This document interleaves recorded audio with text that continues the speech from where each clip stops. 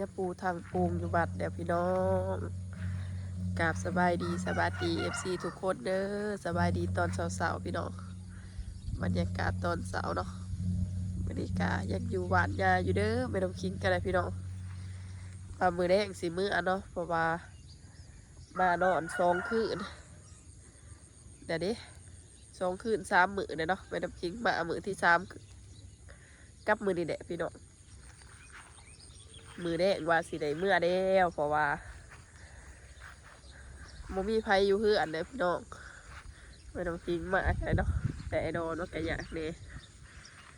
มาซอยดำมือ2 มื้อนี่แหละมามือเด็กอากาศโลกกาน้อยนึงพี่น้องมือว่านนี่ก็โลกกาเนาะจากคนมาโลกกาแล้วก็โลกกานำเพิ่นมือนี้คือสีดำพี่น้องน่าจะดำว่ามือว่านนี่โลกได้แห้ง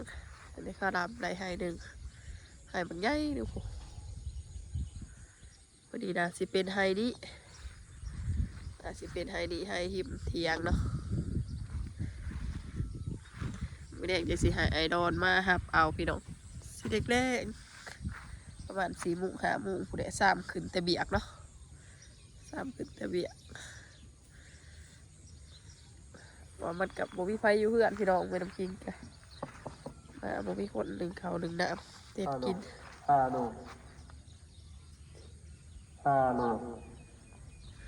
จะว่าเห็นไอดอนลงคลิปแบบเบะเพิ่นตายนะพี่น้องอยู่บ้านอยู่เพื่อนเนาะจะไปมาเป็นจะไรมันป่วยเนาะมันก็ตายบ่มันซักยามันบ่รู้ว่าเดียวอะไรเลย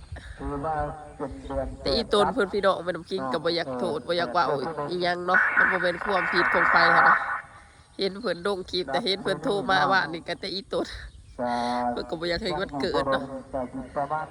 ถ้ากระเดียงเบะว่าตายเดี๋ยวสิทายเดี๋ยวแม่น้ำคิงสิทายบรรยากาศให้เบิ่งพี่น้องให้บางใหญ่หนึ่งตัวนี้วาดกี่บาทสิบ่ได้วาดเดี๋ยวซื้อเก่งขนาดมื้อนี้วันพระพี่น้องบ่ได้ดงใส่บาทเนาะเอาน้อยขาดไว้1 ให้2 ให้3 ให้4 ให้5 ให้เนาะหน้า5 ให้6 ให้พี่น้องจะพาวิตาให้บักใหญ่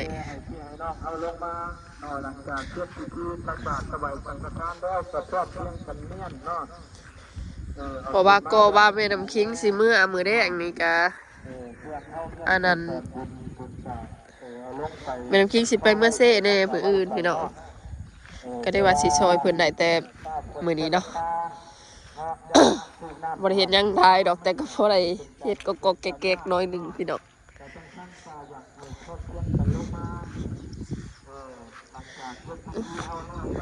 นี่กะหมู่บ้านนี่ลูกหลายบักหลายนึงพอดีครึ่งตาเนาะพอดีเบือกหนึ่งอันอาหารคันบ่มีหญ้าหันแล้วล่ะค่ะ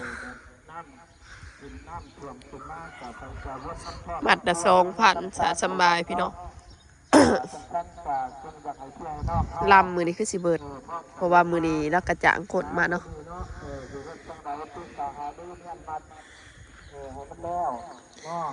เสียงนายบ้านเพิ่นประกาศกันเสียงดังคักเพราะว่าอยู่ไกลวัด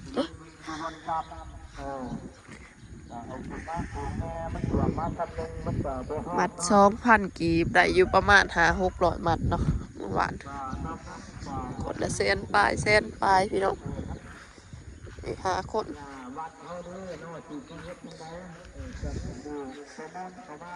ไม่ต้องคิงตัดใบเนาะแต่ตัดก็ทันอะไรอำวานปวดเงาแขนก่อนจะมีดไปปาไปใส่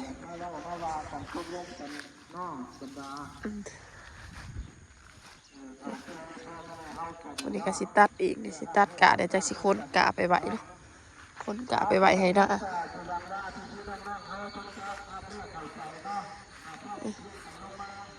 อย่างประมาณ30 ปลายมัดตอนเสาร์สิตัดให้ประเดี๋ยวไปดอกตัดใบโอ้ยกระปูหมดเลยเลยพี่น้องกระปู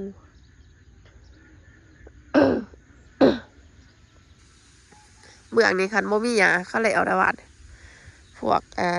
เพิ่นดับจ้างเขาก็เวียนเอาตัวบอลมันบ่มีหยาเนาะกันถึกหยามันก็บ่ได้กล้าพี่น้อง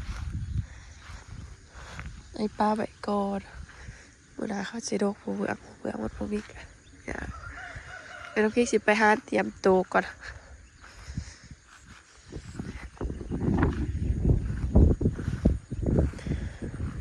ไปหาเปลี่ยนเครื่องเนาะ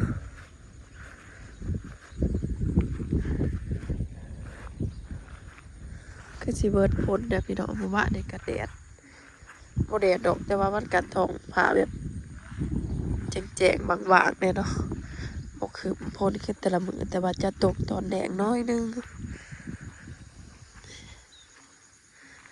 เตรียมตัวตัดใบกาก่อน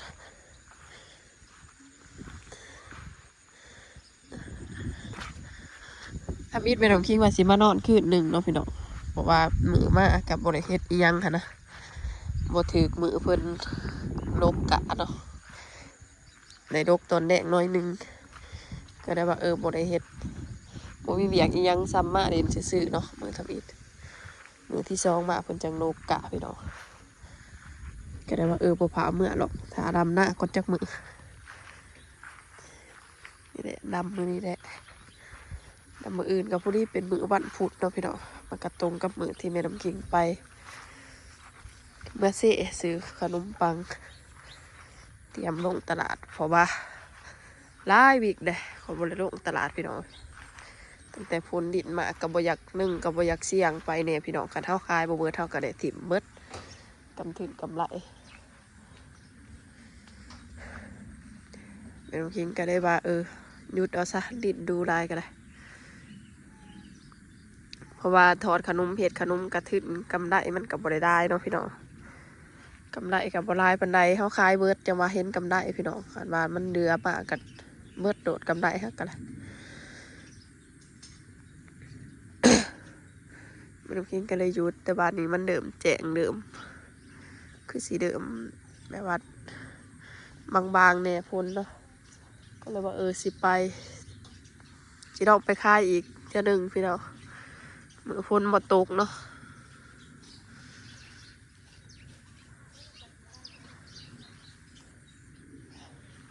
ไปไม่ต้องกินไปใส่เครื่องก่อนเด้อบ่เป็ดเด้อบ่เป่งมั้งเป็นอยู่แต่ยานเพิ่นบ่หานบ่จ๊ะบ่มีคนพาไปจะสิไปใส่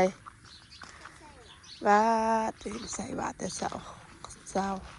คือเก่งแท้ฮะบ่ได้ซ้อนได้อเฮ้อบ่ค่อยได้ไปไปถามไอ้คันไปกับไป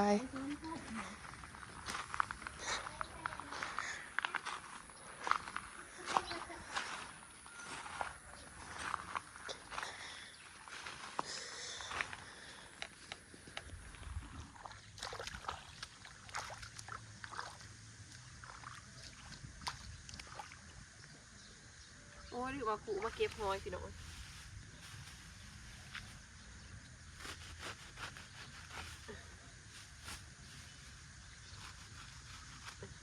น้องคิงสิตัดไว้กะให้มันเดวก่อนพี่น้องเพราะว่านี่ตัดบ่เดวร้ายปวดเงาแค้น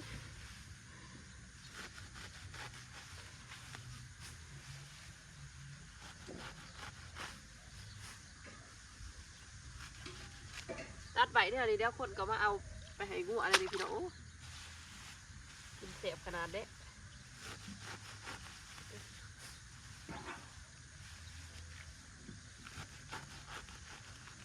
พระอายุไซเดบีดกษัตริย์บกเขา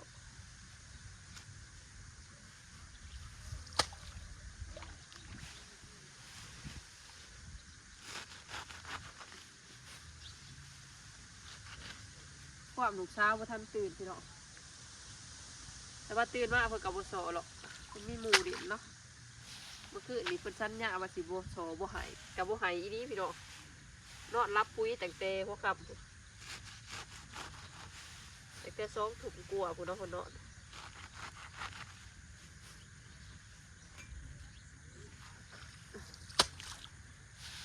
ว่าสิโบโซพี่นะ เดี๋ยวปูสิให้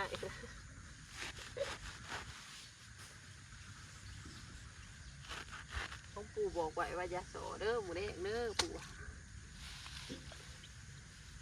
โอ้ยบ่ได้เอาขู่มาใส่หอยโอ้ยหน่วยบางใหญ่บางใหญ่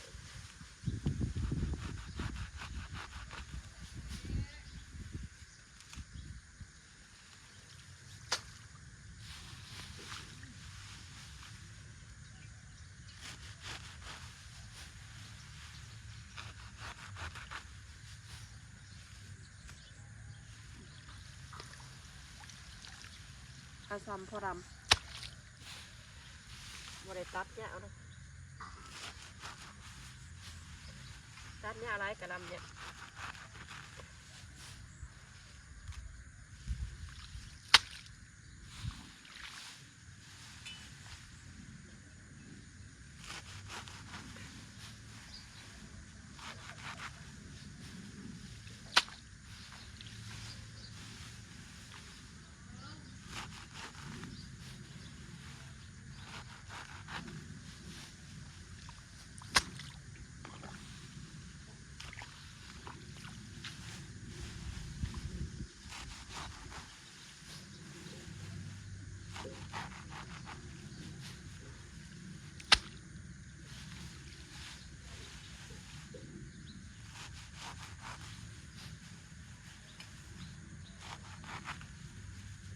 ตัดแต่กระสิค้นกะไปใบตาพี่น้องเวลาเขารับจะสบาย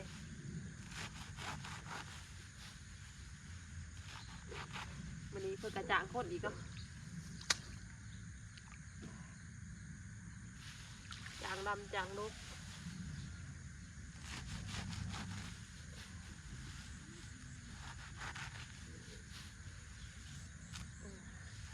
แล้ว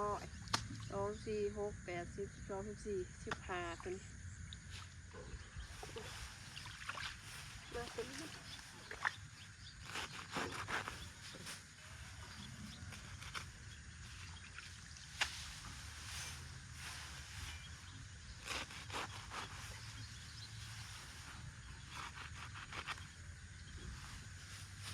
มัด2,000กับมัดบางแง่หนึ่งนะเราบริเวณมัดมาโอ้บริเอาขู่มาใส่หอยจะว่ามีแต่หน่วยใหญ่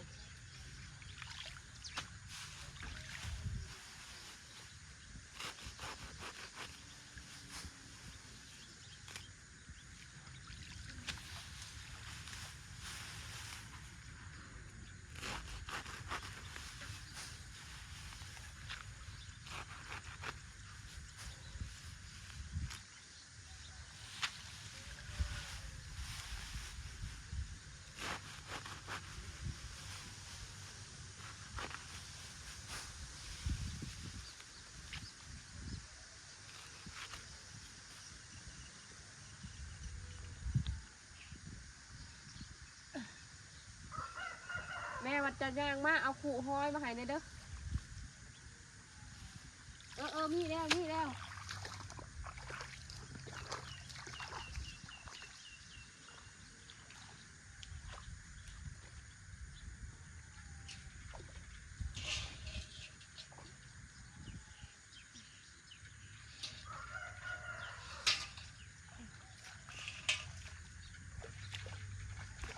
อ่อนมันหน่วยใหญ่พี่น้อง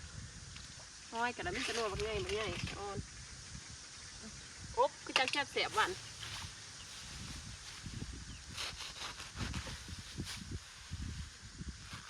ปุ๊บห้อยคิดจำกินกับเจียว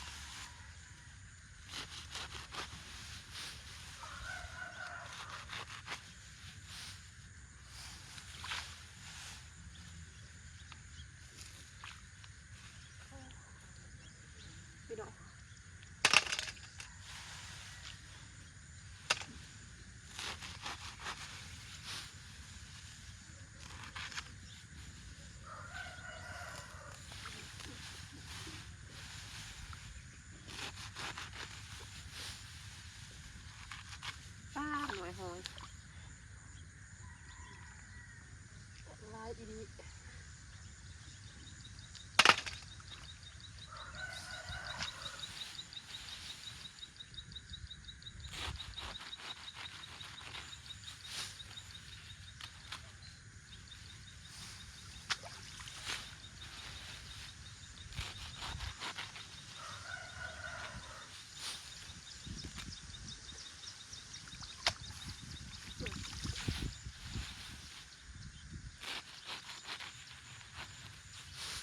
ข้าวหมัดสูงลงตัวนี้ตัดสัน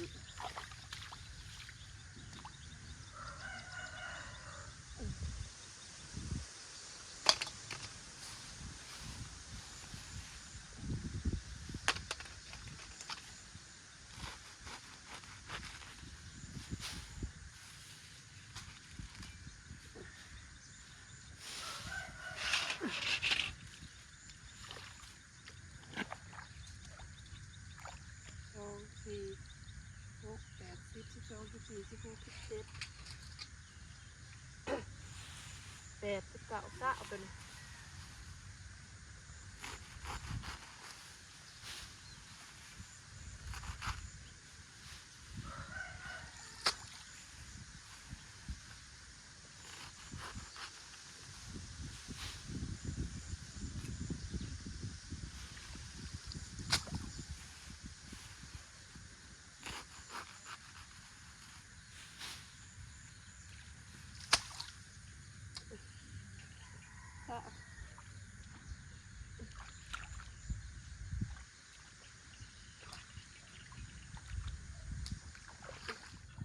เดี๋ยวพี่น้อง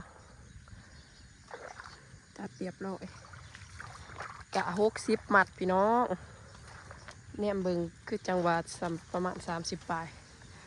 บ่ได้แมนเด้อ60 มัดเซย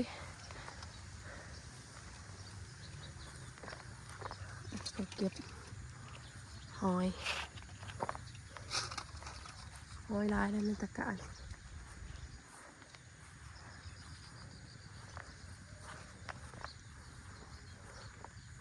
ตัวหน่วยแบบใหญ่ม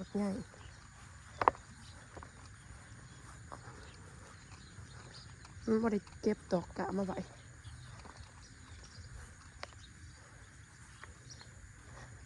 เนี่ยอยู่ในยังบ่ทันตัดเนาะยัง4 มัด 5 มัดตัวคอยดูกงวะในตัวนี้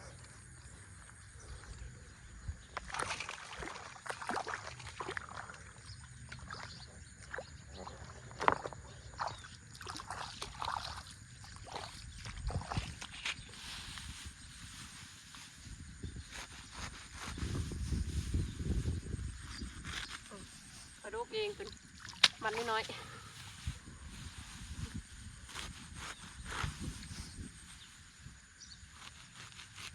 เลอะ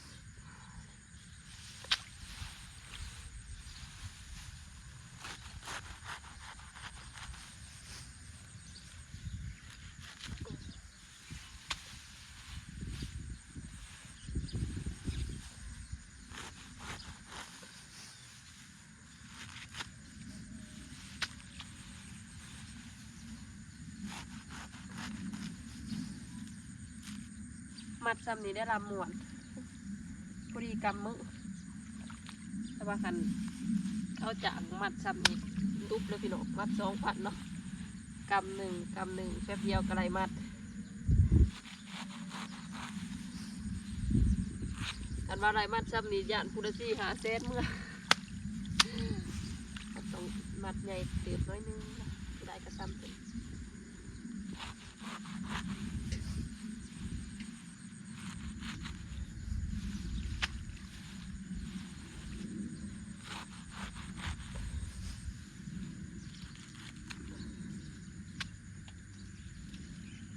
เรียบร้อยเอามีดไว้นะครับตกจับตกหรอกแล้วห้อยไปค้างไว้พี่น้องเพราะมันข่ายขี่ออกเนาะ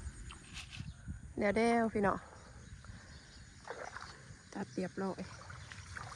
กะ60 มัดพี่น้องเนี่ยเบิ่งคือจังหวัดประมาณ30 ปลาย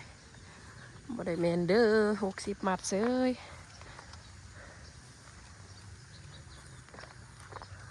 เก็บหอย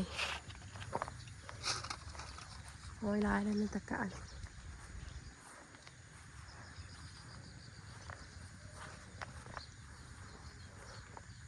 ตีหน่วยแบบใหญ่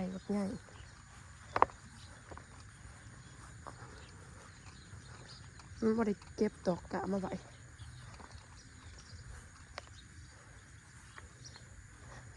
เนี่ยอยู่ในยังมัธนตัดเนาะ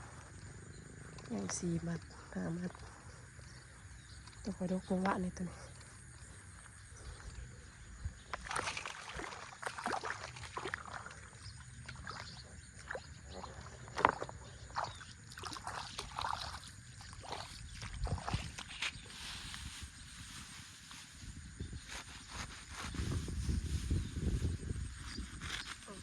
คอยดกเองเป็นมันน้อย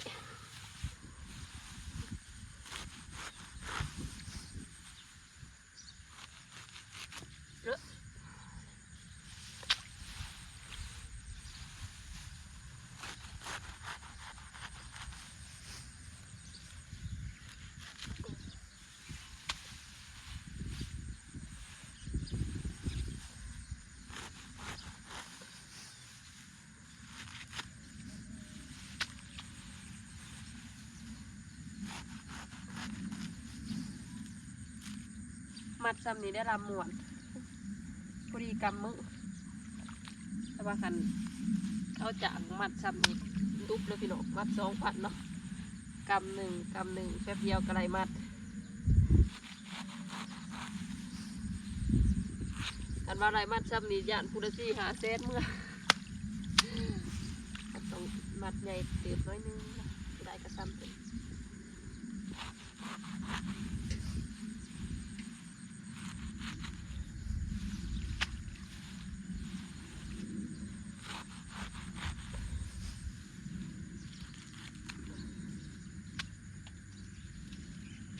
เรียบร้อย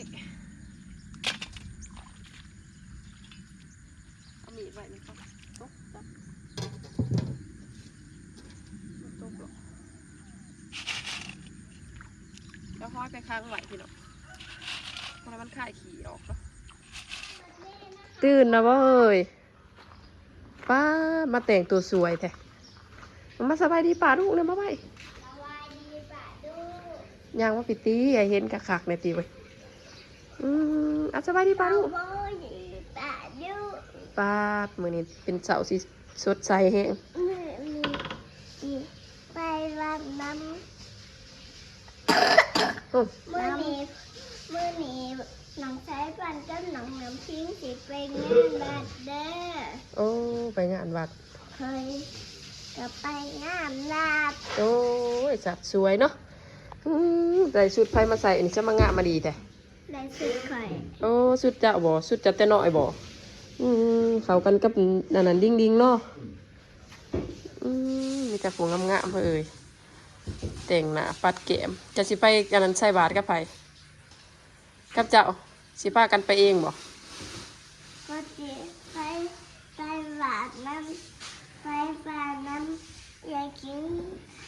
ป้าบอกว่าให้คอยไปนั่งบ่จะสิเฮ็ดเป็นบ่ล่ะป้าเรื่อยสิไปบาดบ่ได้สิไปใส่มาเฮ็ดแต่งปันพีญี่ปุ่นงามไปใส่บาตรนะครับโอ้โหเป็นใจได้ด่ายางมาเมื่อไหร่น้ำพริกยางมาพี่ไปเดียวกันบอไปงานบาตรสวัสดีป่าดุงดูสวัสดีป่าดุงสุดจัดเต็มหนาเต็มขนาดเนาะแต่คนสวยๆเฮ้ยลูกสาวมาพี่มายืนเรียงกันดูมายืนเรียงกันอยู่พี่ดูอีดาไปยืนเรียงอย่างน้ำคิงเดี๋ยวไอ้สายปานอีดามายืนรุ่นน้ำคิงยิ้มงามอ๋อยิ้มหวานน้ำคิงยิ้มนาทีจะมาเก่ายิ้มดูลูกยิ้มหวานบ๊ายบายปลาตัวงามเนาะ สามซาบูเบระเห็นบ่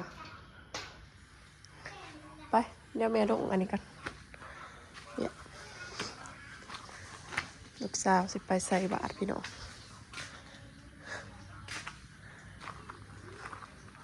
ซากเป็ดใบก่อน